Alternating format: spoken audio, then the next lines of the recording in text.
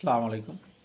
আমরা প্রত্যেক লোকেই জানি ডায়াবেটিক্স রোগ ভালো হয় না, কিন্তু আমি যে চিকিৎসা করে থাকি তাতে আমি বলবো যে ডায়াবেটিক্স রোগী ভালো হয় যাবে যারা ইনসুলিন ব্যবহার না করে আপনি খাবার ওষুধ খাইতেছেন।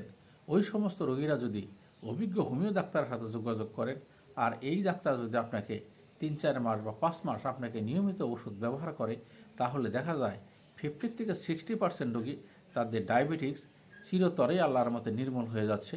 তাদের আর ডায়াবেটিস দেখা যাচ্ছে না, তাদের কোনো ওষুধ খাওয়া প্রয়োজন পড়ে না। কাজেই আমি বলি ডায়াবেটিস ভালো হয়, যদিও সবাই ভালো না হলেও 50 বা 60% রোগী ইনশাল্লাহ ভালো হয়ে যায়।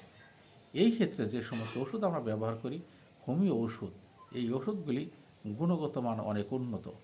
আর এই ওষুধগুলি যখন আপনারা নিজেরা নিজেতে কিনে খাবেন তখন কিন্তু ভালো হইতে পারবেন না, কারণ এইখানে হোমিও ওষুধ ব্যবহার করা হয় লক্ষণ উপরে ভিত্তি করে।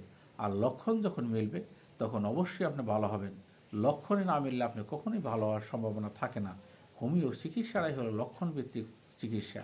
আর এই ক্ষেত্রে শত শত ওষুধ আছে, যে সমস্ত ওষুধগুলি লক্ষণ উপরে ভিত্তি করে ব্যবহার করলে রোগীরা কিন্তু ভালো হয়ে যায়। আসসালামু আলাইকুম।